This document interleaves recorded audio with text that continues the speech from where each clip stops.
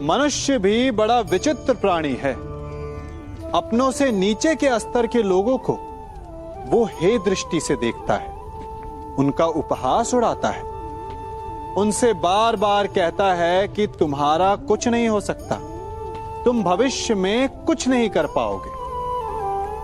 जब मनुष्य के पास धन, संपत्ति, मान होता है तो वो दूसरों का आदर नहीं करता, परंतु वो एक बात भूल जाता है कि उससे भी अधिक शक्तिशाली कोई अस्तित्व में है, और वो है समय, काल। काल अपना चक्र कब बदलेगा ये कोई नहीं जानता। समय अपनी करवट कब लेगा ये कोई नहीं जानता। कोयला भी समय के साथ साथ हीरे में परिवर्तित हो जाता है। इसलिए जीवन में कभी भी किसी का भी उपहास नहीं उड़ाना चाहिए।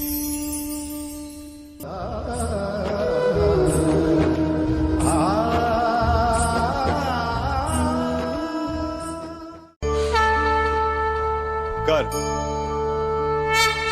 अभिमान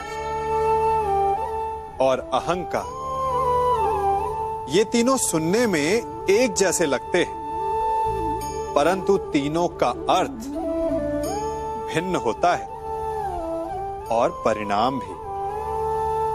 तीनों का आरंभ प्रेम से होता है। स्वयं से प्रेम, परिश्रम हमारे मन में गर्व को जन्म देता है और सफलता अभिमान जगाती है। यहां तक ठीक है, परंतु जब ये भावना अहंकार बन जाती है तब वो समस्या बन जाती है, क्योंकि सबसे बुरा अंत अहंकारी का ही होता है। परंतु मनुष्य के लिए पहेली यही है कि पहचाना कैसे जाए कि अहंकार जग गया है और उसका दमन आवश्यक है। इसका उत्तर मैं नहीं, आपका मन देगा। जब तक आप स्वयं से प्रसन्न हैं, जब तक आप सबसे ऊंचा उठने का प्रयास कर रहे हैं, तब तक ठीक है। परंतु जब आपके मन में दूसरों को नीचा समझने का भाव आ जाए तो सावधान हो जाइए, क्योंकि यही अहंकार है जो वास्तव में आपको हीन कर रहा है।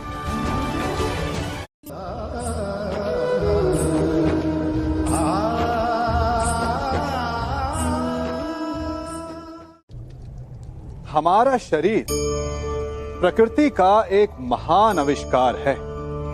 इससे जटिल संरचना संसार में और कोई नहीं।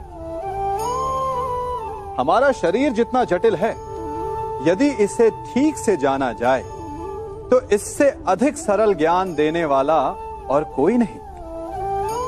हमारे शरीर में पंच इंद्रियां होती हैं जो हमें भाव, गुण और वस्तुओं का बोध कराती हैं।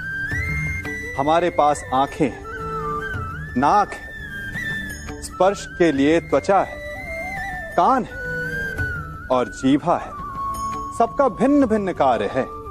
आंखों से देखना, कानों से सुनना, नथनों से श्वास लेना, त्वचा से स्पर्श करना और जीभा से स्वाद लेना। परंतु क्या आपने कभी सोचा कि प्रकृति ने हमें 2 आंखें दी, 2 नथने दी, 2 कान दी, स्पर्श के लिए ये पूरा शरीर दिया, परंतु जीभा केवल 1 दी? ऐसा क्यों? क्योंकि प्रकृति चाहती है कि हम देखें अधिक, सुने अधिक और ज्ञान अधिक अर्जित करें, बोले कम। क्योंकि अधिक वाचाल नाश को निमंत्रण देता है। स्मरण रखिएगा।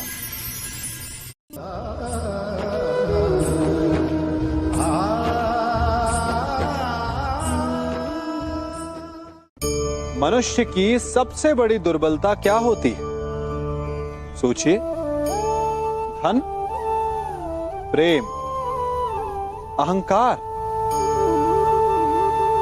मनुष्य की सबसे बड़ी दुर्बलता होती है उसके रहस्य।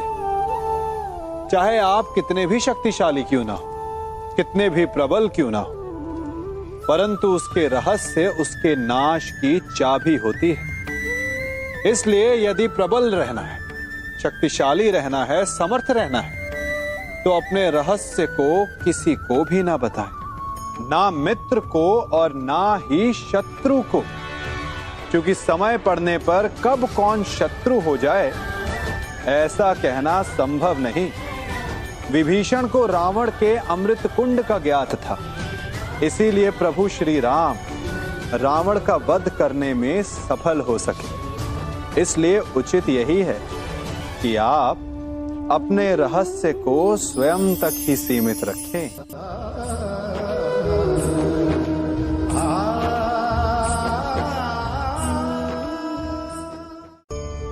मनुष्य जीवन की परीक्षा में सफल होने के लिए क्या नहीं करता? वो परिश्रम करता है, दौड़ भाग करता है, और ये सब करने के पश्चात भी जब उसका काम नहीं बनता तो वो नकल करता है ना? तनिक लौटिए अपने बचपन में, स्मरण कीजिए अपने बचपन की स्मृतियों का।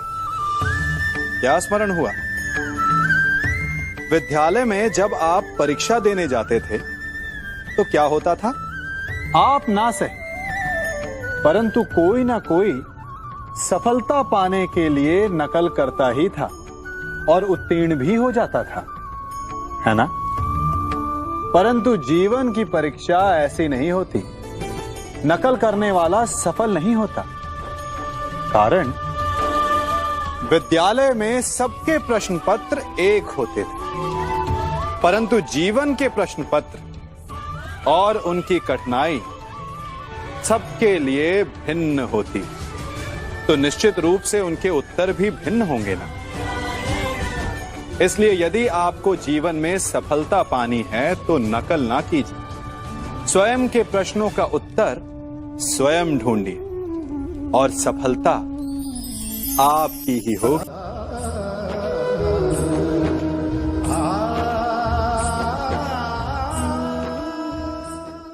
जब सागर का जल वाष्प बनकर उड़ता है तब वो हमें दिखाई नहीं देता। मेघ उस जल को अपने भीतर छिपा लेते हैं, लंबी यात्रा करते हैं, प्रयास करते हैं कि वो जल सदा उनके भीतर छिपा रहे, परंतु जब वायु का वेग उन्हें उड़ाकर किसी पर्वत से ले जाकर के टकरा देता है तब उन मेघों को बरसना ही पड़ता है, क्योंकि यही नियति है, यही प्रकृति है। क्योंकि जल को सागर में जाकर मिलना ही है। ठीक ऐसा ही हमारे साथ भी होता है। हम सत्य को अपने मन के मेघों में चाहे जितना छिपाने का प्रयास कर लें, परंतु समय की आंधी उसे वास्तविकता के पर्वत से ले जाकर के टकराकर हमारे समक्ष ले ही आती है। जिस भय के कारण आप सत्य को सामने नहीं लेकर आना चाहते, एक दिन वही भय हमारे समक्ष आकर खड़ा हो जाता है और फिर हम लाचार हो जाते हैं, क्योंकि हमने उस भय का सामना करने की तैयारी नहीं की होती। इसलिए सत्य से भागे नहीं, उसे छिपाए भी नहीं, उसे स्वीकार करें। भविष्य की बड़ी विपत्ति से बच जाएंगे।